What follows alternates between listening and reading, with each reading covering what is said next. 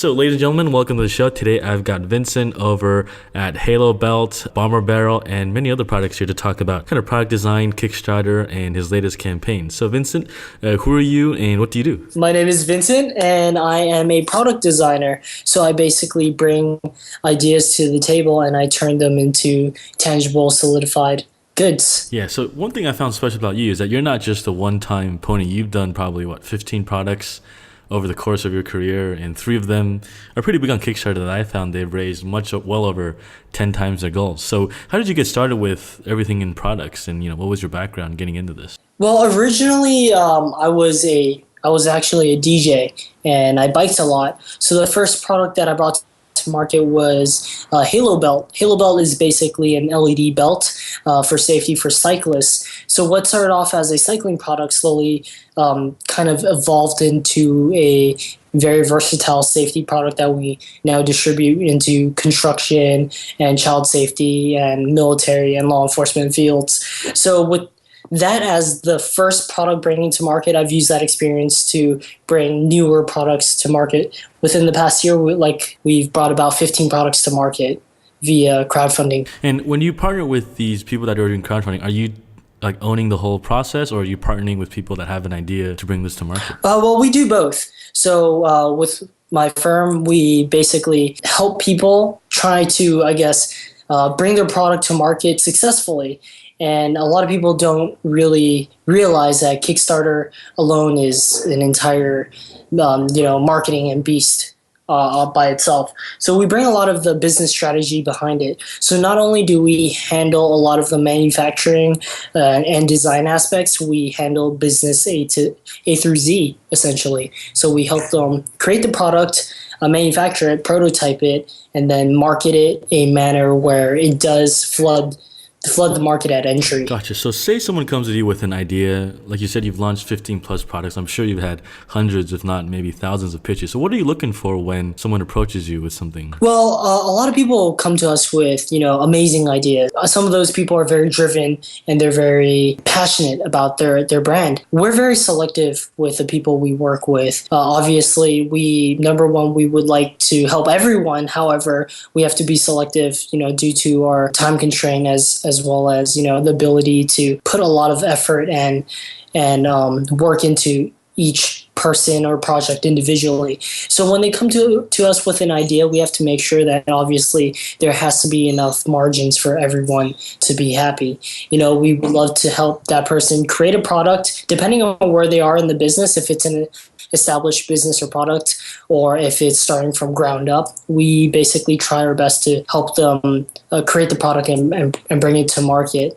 And as long as it's a product that we see fit within the guidelines of profit margins as well as success rate that we expect it to do, then we're in good shape. Yeah. Well, what else besides margins are you guys looking for? Are you looking at the founders, the personality of the person, or how well they thought out the idea, or are there any red flags you guys look out for? Oh yeah, definitely. We're definitely looking for people who are well-rounded. Most importantly, we have to find a connection, like finding a good business partner in a way, because not only are we helping them with their idea or their product, we're really helping them build their dream. And we do like to, see it become successful, because we're all on the same boat, and everyone wants to create a product that has a lot of traction, a lot of sales, and a lot of, momentum moving forward. So looking at the person, we have to get along very well. We have to be able to communicate. I think that's key. Communication, as well as the ability to take on different ideas and perspectives with an open mind. Yeah, one thing I realized now in the past 2 years is that the story versus product, there's 2 dimensions to kind of a launch, right? Like you have the background of everything, kind of the marketing side of thing, and the actual product. And have you found that kind of the story is more important now than the actual product in some senses? Because I feel like the world is so noisy now that if you don't have a good story, sometimes it can't get through to people. Like I said, a lot of founders that come to us, they have an amazing story, some of them. And we always would like to express the background behind every product. Every product or idea or invention or innovative good has kind of a conception. And depending on how that conception was brought brought about, we want to let the consumer base understand how we feel about that product. Like, how did we create something like this? We didn't just pull it out of thin air. We created this good because we found it necessary, and we found it kind of something we needed in our lives, and that's why we choose to make goods like that.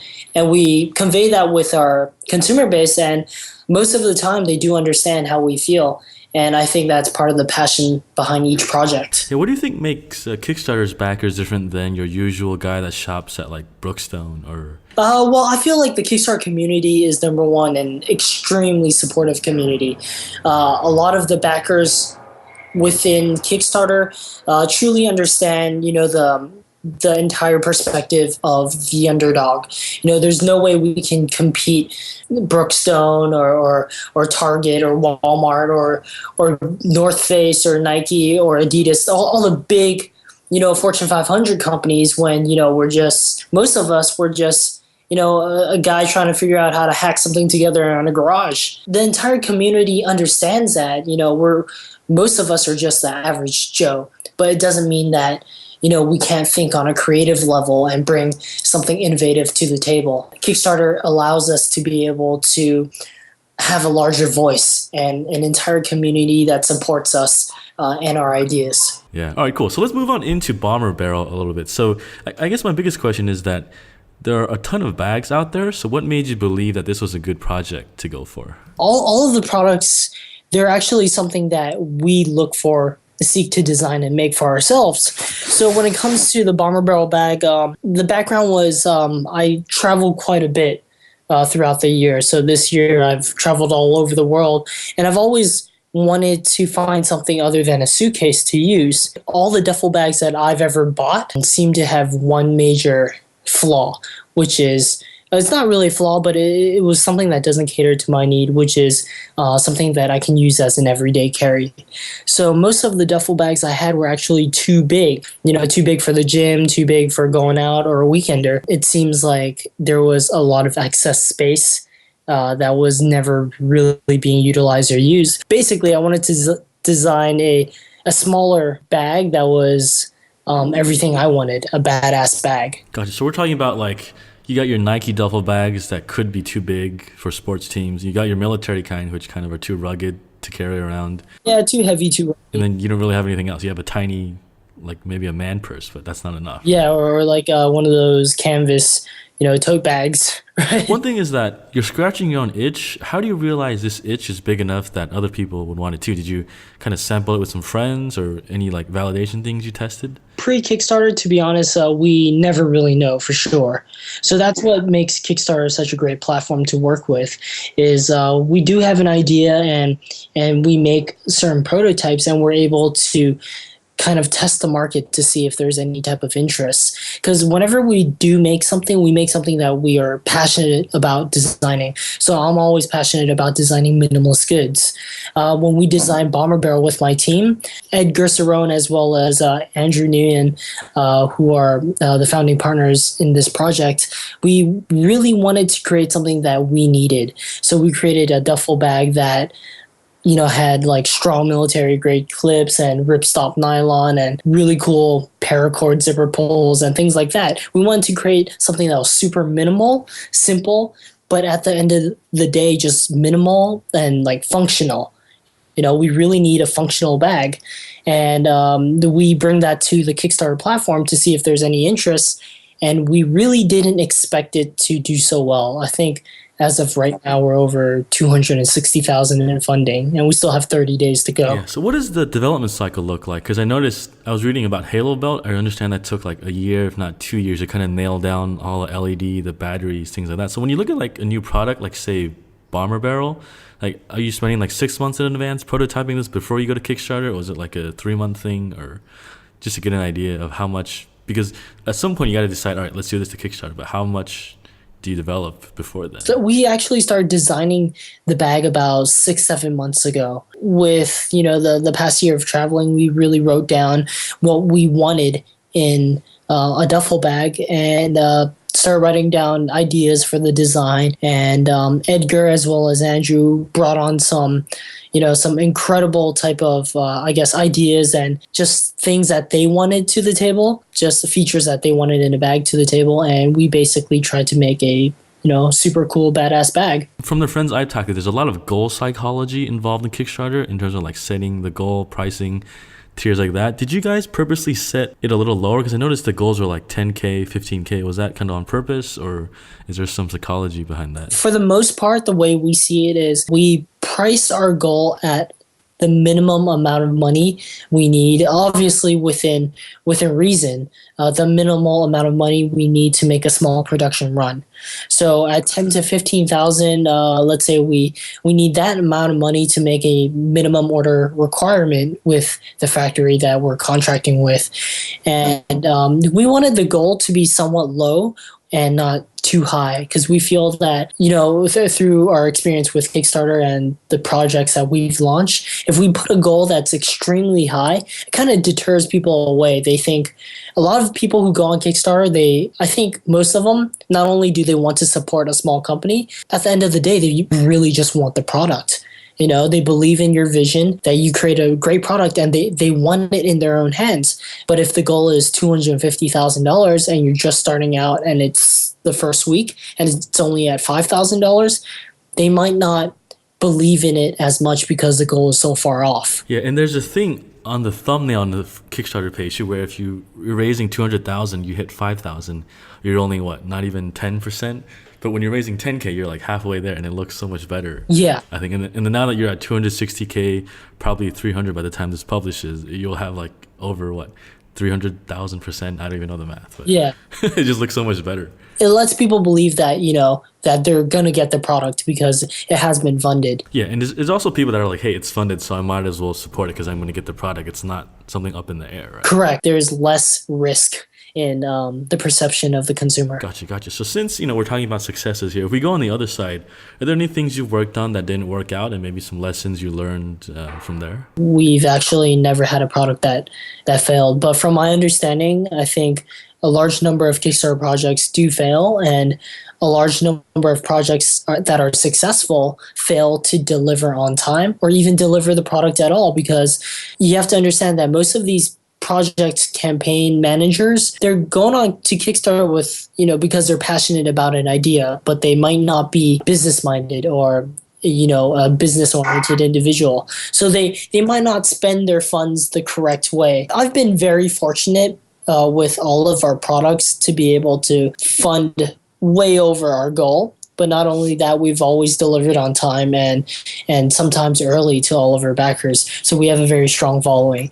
And I do have the Kickstarter backers to thank for all of that support. Yeah, I think the biggest thing that people mess up on is landed costs, right? Like, yeah, it costs, say, $10 to make this, but shipping it to the US, importing, fulfillment, storage, all that stuff, they don't think about that. Customs, taxes, and then shipping from their warehouse to all over the world.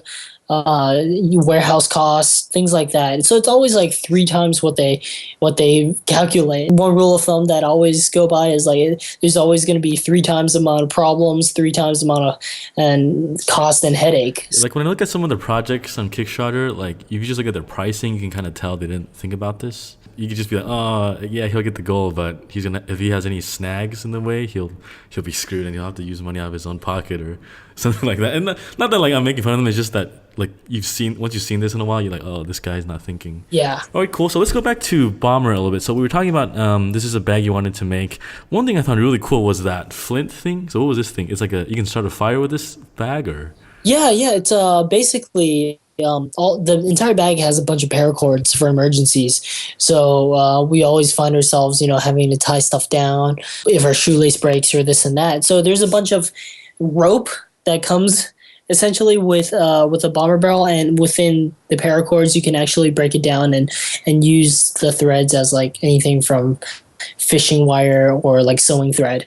So we really wanted to create kind of like an urban survival bag for emergencies and have that be a part of your everyday carry. So what comes with the bomber barrel set is you have the bomber barrel bag duffel bag itself, and then you would have a small mini bomber, which is the traveler's kit, and then it also comes with a bomber bra paracord bracelet. So it's a bracelet that's also made out of, I think it's 20 meters of paracord, and there's also a flint and a steel ring to it, so you can actually start sparks and start fires with it in case of emergencies. Zombie apocalypse, right? Yeah, yeah, definitely. So how did you guys come up with the name Bomber Barrel? Because it's a very catchy name. Yeah. The team and I came up with the name actually. The barrel bag is based off of your old school just barrel bag. They don't make too many of those anymore, but we love the whole cylinder design, and the word bomber comes from those old school bomber jackets, and we wanted to create something that's similar to the guys that grew up with those bomber jackets. I have a few of my own, and I love them, and kind of made sense to call it like a bomber barrel. It's kind of like a reinvention of the vintage concept of this bag from like World War II or something like that, right? Yeah, but with like kind of like newer age fabric and materials, and we really wanted to take a classic design and revamp it into something a little bit more modern. You were saying you've been working on this the past year. Did you show like friends some samples, or did you like field test this a little bit? Or how did that process look like before going on with Kickstarter? Yeah, so we designed the bag, we received the prototype, and then we actually, I personally have used the bag all over the world. So I brought it to, I think I brought it to Denver and then Mexico and then quite a other few places just to test it out. And I honestly thought it was like the perfect bag for myself. At that point, I wasn't thinking about selling the bag or like making it for other people. It was purely for myself. Then we started getting some compliments from some other friends. One thing led to another. People started wanting the bag, and we thought, oh, we should probably put this product on Kickstarter like some of our other products. But usually when you design a bag, I guess we don't really think about, selling the bag to the masses. It's not really a product that's like as easy to ship or as lightweight to ship as some other products with larger margins. But we really do believe in the design, and we love the bag ourselves, and it seems to be doing rather well on Kickstarter at the moment. Yeah, so right now I'm looking at your page. You have about 3,300 backers. Do you guys ever run into guys that try to be like armchair designer since they've backed your project? They think they have the right to tell where your product should go and all that stuff. Oh yeah, plenty, hundreds. Thousands. I think they do it with good intentions. They're passionate about it, but how do you kind of deflect this if you've done so many projects? The way we do things is we take everyone's idea and we put it on the table, whether it sounds crazy or it sounds genius. So we put all the ideas on the table because we never know. It might sound like a stupid idea, at first, but if you combine it with 3 or 4 other ideas that are on the table, it might be like genius. We try to incorporate, as many suggestions as we can to create a product that fits within everyone's needs. Some people might bring ideas to the table like waterproof materials, for example. That's been a huge talk for the past 2 weeks. Since we've received so much in funding, a lot of people wanted us to, I guess, upgrade the materials of the bag to waterproof material. So, obviously we take that into consideration. So we went ahead and ordered samples of the raw materials and see how we can incorporate it into the bag. And then we kind of do a cost benefit analysis. So we checked to see if it's a viable solution to add into the upgrades. And then through our findings, we basically found out that if we do waterproof the bag, it wouldn't hold the structure. The pattern design might change on the entire bag. And there are a lot of design aspects that are going to be compromised just because we want to make this bag waterproof. So in conclusion, we decided that waterproofing the bag, it might not be a good thing as much as it sounds, because it might make the bag heavier, and then the structure of the bag might not hold as well as the original minimalist design. And then we start to stray away from what our original intention was, which was to create a simple, minimal, everyday bag. If we explain this in a process where the backers can understand, most of them are, they're very understanding, and they see that. Yeah, like you just have to be honest with them, because I think there's also the vision you have to stick with versus feedback, right? And like, where do you find the balance for that? I guess it's in like feasibility in actually manufacturing? Does if it actually makes business sense? Definitely, because a lot of the raw materials don't come from one factory. We have to source it from different vendors, and those vendors have to get in touch with our factory, and that all those vendors have to, make sure their minimum order quantities are met depending on the raw materials, and then it hits our manufacturer. Our manufacturer has to be able to put it all together. So it's not just like, oh, let's just make a bag waterproof. There's a lot of components that have to like come together. It's like a transmission. You got the timing belt. You got like all different parts of the transmission that have to work together to make a car run. And with making something as simple as a bag, it may seem that it's very simple when in reality it's not. There's a lot of moving parts that have to be incorporated. Yeah, even like all the zippers, the different fabrics, the sewing, all that stuff. And yeah, I think most people don't realize how hard it is to make products.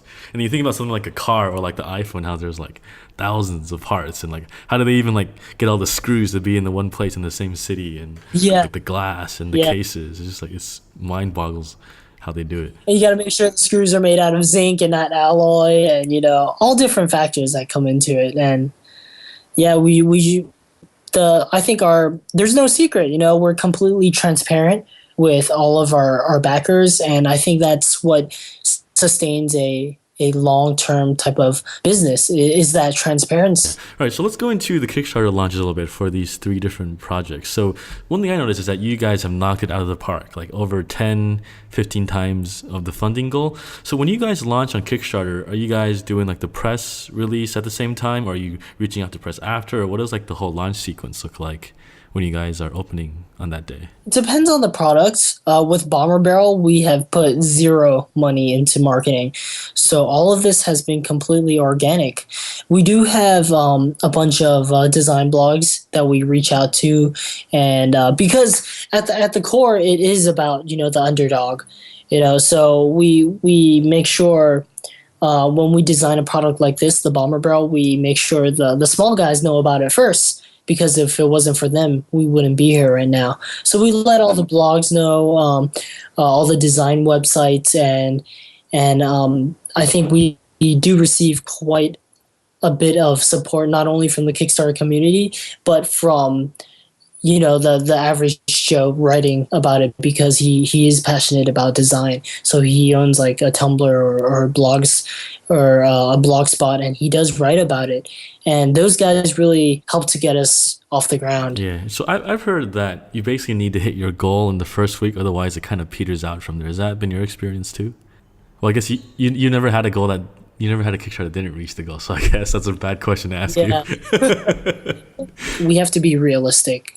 If it doesn't reach the goal, then you shouldn't, I guess, pursue that idea or that project, because it's a proof of concept. It's just solidifying, I guess, the fact that it's a product that people want. Because a lot of times they might make a product and they're so emotionally in love with their product that they might value that product a lot higher than what other people would pay for it. And that should be a very, I guess, balanced business strategy. Whereas you do have a funding goal, and you have to make sure you have at least, $10,000-$15,000 to make a production run, or you don't do it at all, because you're just going to find yourself digging a hole you can't climb out of. They say the biggest situation is when people sell their homes.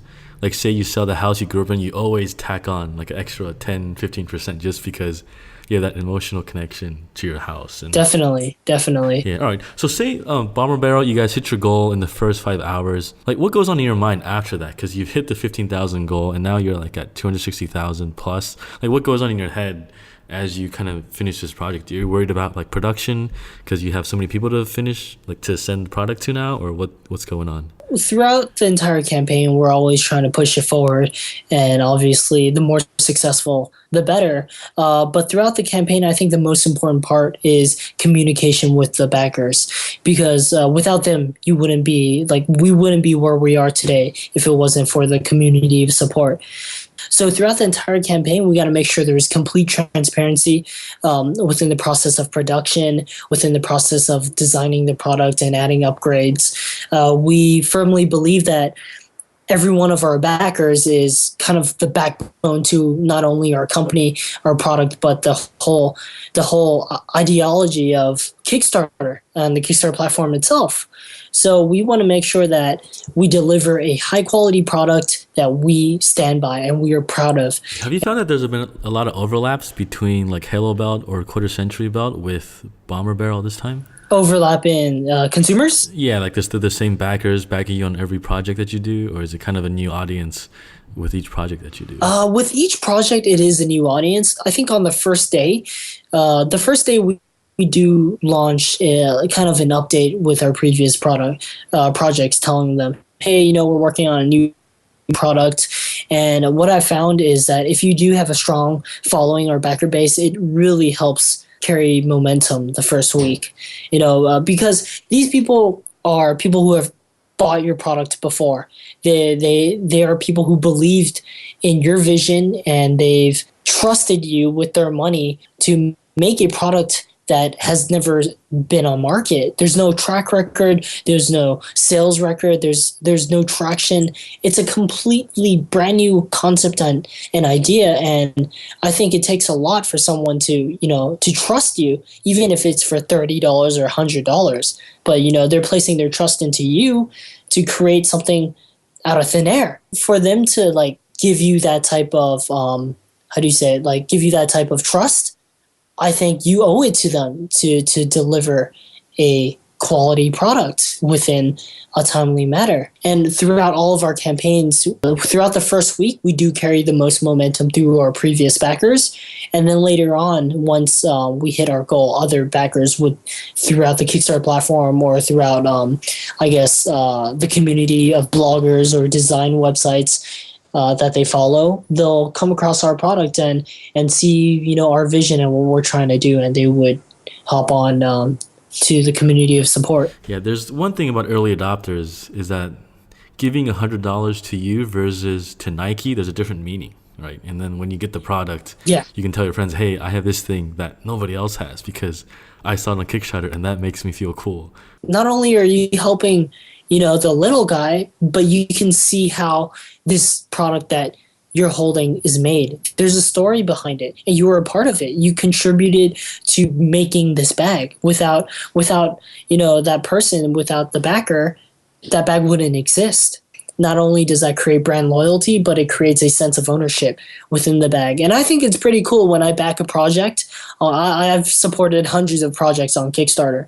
And I think it's really cool when I have something tangible in my hands and I know exactly how it was made and who made it and like how long it took to make it and like, the flaws that are in it and like, the designs that have been reiterated over the months, and it feels good. It's there's a story behind it, and there's a lot more meaning and sentimental value to the product itself. If someone's got a Kickstarter idea, they've thought it through for about 2-3 months, what would be like the 80-20 you would tell them, since you've done over 15 plus projects that have all done really well? Whenever someone has an idea or they're passionate about it, the biggest like mistake you can do is not do it. The regret that comes along, like 6 years down the line, you're like, oh man, now I have all this like fixed costs. I got like 5 kids and like 2 mortgages to pay.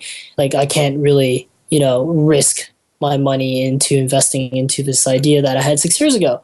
So I think like wherever you are in life, I think if you have an idea, you should definitely go for it. And when you do go for it, make sure you make smart decisions in regards to investing into the product. Make sure your company or your project is lean. Try and cut back on like any type of extreme overhead costs. Try and make a solid prototype you believe can be manufactured in large quantity. A lot of people might make one prototype in their garage, but they might not contract a manufacturer.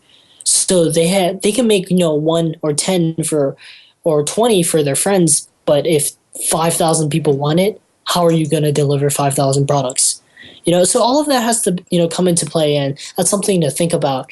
But at the end of the day, you just got to go out there and actually do it. Yeah, exactly. Because the feeling of regret would haunt you forever. And We all know what that's like, right? It's like that girl you never talked to 5 years ago. You still think about her. Exactly. Man, sometimes that hurts. All right, so let's wrap things up here. So, congrats on Bomber Barrel. Where can people find out more about you guys? Yeah, they can find out about us through bomberbarrel.com, and our other company is halobelt.com, HALOBEL.BELT.com, and then we also have our design company called Elliot Havoc, ELLIOTHAVOK.com. Yeah. All right, cool, man. Well, thanks, Vincent. Thanks so much for coming on the show. We'll keep in touch. Hope you guys keep hitting the goals on your future project, and I'm sure you will too. So, yeah, we'll keep in touch. Thanks a lot, Terry. I'll talk to you soon. Thanks for listening to this episode of the Build My Online Store podcast. If you want the show notes, make sure to check out the website at buildmyonlinestore.com. And if you got an e-commerce store, every 2 weeks I lead a live mastermind call with about 5 or 6 other listeners in 2 separate groups where we work openly together and solve a business problem that you have. And we're all there to support each other. So if this sounds like your cup of tea, make sure to check us out at buildmyonlinestore.com/mastermind. Thanks again for tuning in, and I'll catch up with you guys next week.